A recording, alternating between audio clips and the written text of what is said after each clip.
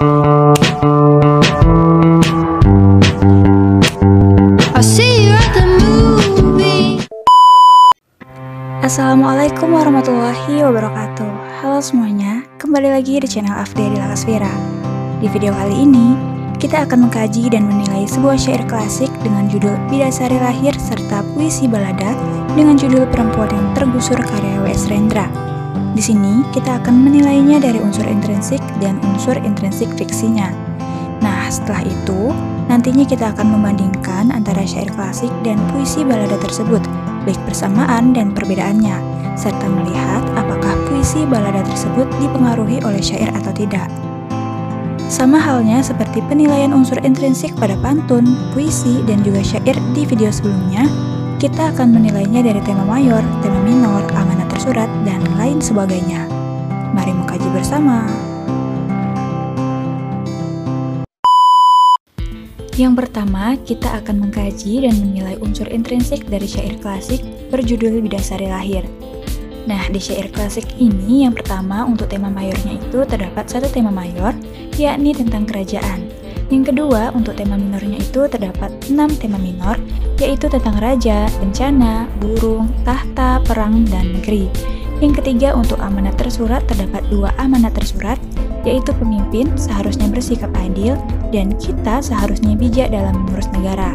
Yang keempat untuk amanat tersirat terdapat 3 amanat tersirat, yaitu kita harus taat kepada pemerintah, kita harus bertanggung jawab terhadap segala sesuatu yang telah diamanahkan ke kita, dan kita harus menjadi seseorang yang bijaksana. Yang kelima untuk pola lariknya terdapat 31 pola larik. Yang keenam untuk pola rimanya terdapat 7 rima, yakni dengan bunyi akhir yang sama. Yang ketujuh untuk pola baitnya terdapat 8 pola bait yang dapat kita lihat dari jumlah bait yang terdapat pada syair klasik Bidasari ini.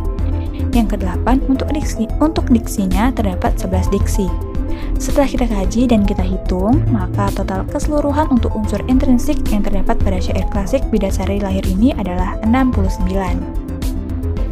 Selanjutnya yang kedua, kita akan mengkaji dan menilai unsur intrinsik fiksi dari syair klasik Bidasari Lahir. Untuk yang pertama yaitu alur. Alur yang terdapat dalam syair klasik ini hanya satu, yaitu alur maju. Yang kedua tokoh dan penokohan.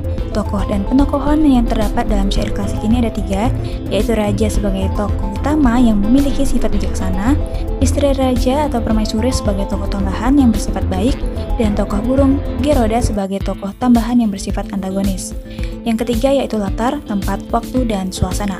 Pada syair klasik ini terdapat 4 latar, yaitu latar tempat kerajaan, latar waktu siang hari, dan latar suasana bahagia dan menyeramkan. Yang keempat yaitu sudut pandang. Sudut pandang yang terdapat pada syair ini hanya satu, yaitu sudut pandang orang ketiga. Yang kelima yaitu gaya bahasa. Gaya bahasa yang terdapat pada syair klasik ini ada 2 gaya bahasa.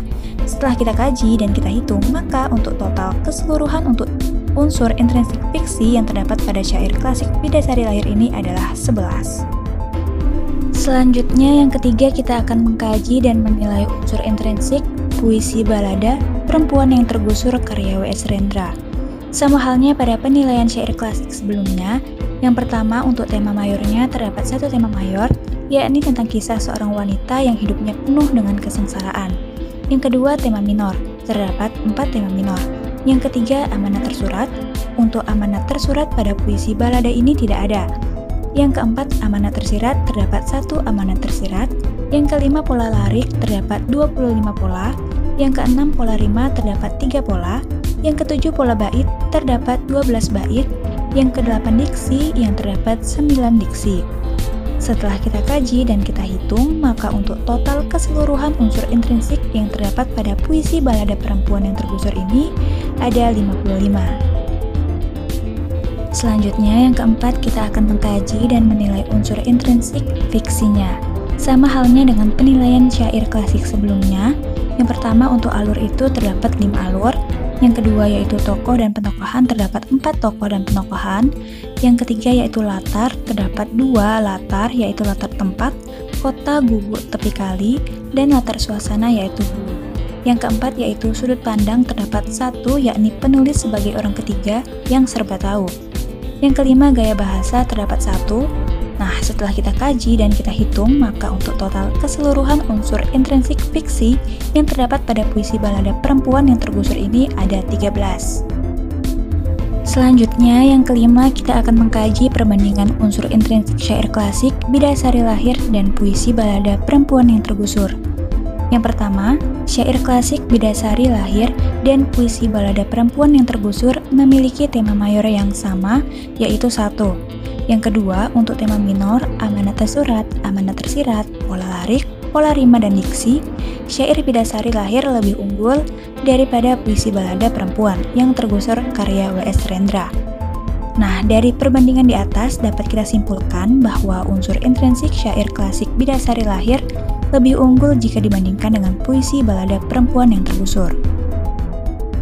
Selanjutnya, yang keenam, kita akan mengkaji perbandingan unsur intrinsik fiksi syair klasik Bidasari Lahir dan puisi balada perempuan yang tergusur. Yang pertama, syair klasik Bidasari Lahir dan puisi balada perempuan yang tergusur memiliki sudut pandang yang sama, yaitu 1. Yang kedua, untuk latar dan gaya bahasa, syair Bidasari Lahir lebih unggul daripada puisi balada perempuan yang tergusur. Yang ketiga, untuk alur dan penokohan puisi balada perempuan yang tergusur lebih unggul daripada syair klasik Bidasari Lahir. Nah, dari perbandingan di atas dapat kita simpulkan bahwa unsur intrinsik fiksi puisi balada perempuan yang tergusur lebih unggul jika dibandingkan dengan syair klasik Bidasari Lahir. Selanjutnya, yang ketujuh, kita akan mengkaji apakah puisi balada perempuan yang tergusur dipengaruhi oleh syair. Maka jawabannya adalah iya. Puisi balada perempuan yang tergusur terpengaruh oleh syair, karena puisi balada memiliki hal-hal yang sama dengan syair. Hal itu dapat kita lihat dari penilaian yang telah kita lakukan tadi. Selanjutnya, yang ke-8, kita akan mengkaji persamaan antara syair klasik Bidasari Lahir dengan puisi balada perempuan yang tergusur, di mana terdapat satu persamaan, yaitu syair klasik Bidasari Lahir dengan puisi balada perempuan yang tergusur termasuk ke dalam jenis puisi. Namun syair Bidasari Lahir jenis puisi lama, sedangkan puisi balada perempuan yang tergusur jenis puisi baru. Baiklah, selesai sudah kajian kita mengenai syair klasik dengan judul Bidasari Lahir serta puisi balada dengan judul Perempuan yang Tergusur karya W.S. Rendra. Mohon maaf jika ada kesalahan ataupun kekeliruan. Sekian untuk video kali ini. Terima kasih. Wassalamualaikum warahmatullahi wabarakatuh.